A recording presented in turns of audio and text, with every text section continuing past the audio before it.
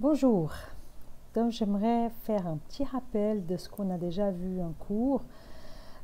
C'est comment on peut faire pour afficher deux fenêtres en même temps sur un écran Windows par exemple. Ça peut être utile si on doit travailler sur, par exemple du côté droit, on travaille avec Internet Explorer ou avec un navigateur, et du côté gauche on travaille avec un éditeur de texte, Word par exemple, pour qu'on puisse travailler avec, copier quelque chose d'Internet sur un document Word. Donc c'est plus pratique si on peut travailler avec les deux fenêtres l'une à côté de l'autre. On va voir ça maintenant, right now.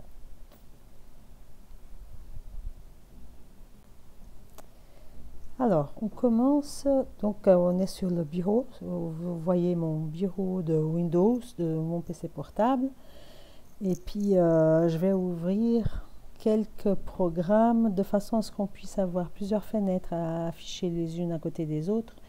Alors, je vais ouvrir par exemple Firefox Mozilla. Je vais ouvrir aussi Word.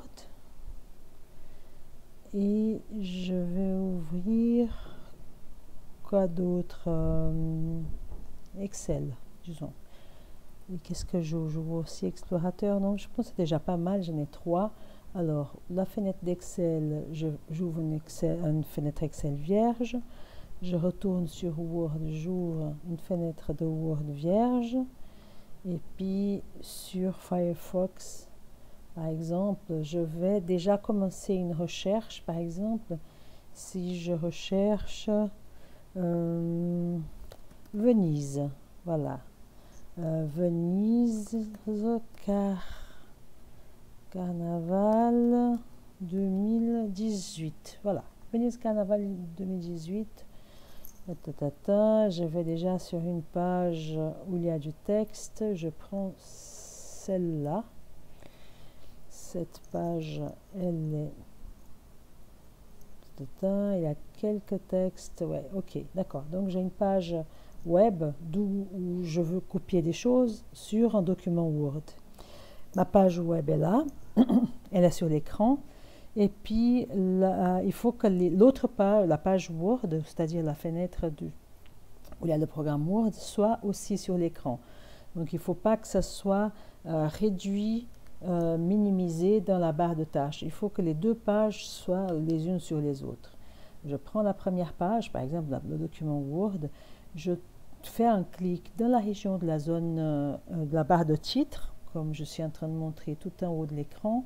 Je fais un clic et je viens par exemple sur la droite jusqu'à ce que ma flèche soit sur le bord de la fenêtre, je la relâche. Et puis là, je peux choisir que la deuxième page la deuxième fenêtre que je vais afficher sur l'écran, et puis je vais choisir celle-là qui est la page de Firefox Mozilla avec ma recherche sur le Carnaval de Venise. Donc du coup, j'ai à droite, j'ai la fenêtre Word où je vais faire le coller, et puis la copier, je vais faire du côté du Firefox, c'est-à-dire du côté gauche. Et là, je viens, par exemple, Carnaval de Venise, disons que c'est ça ce qui m'intéresse.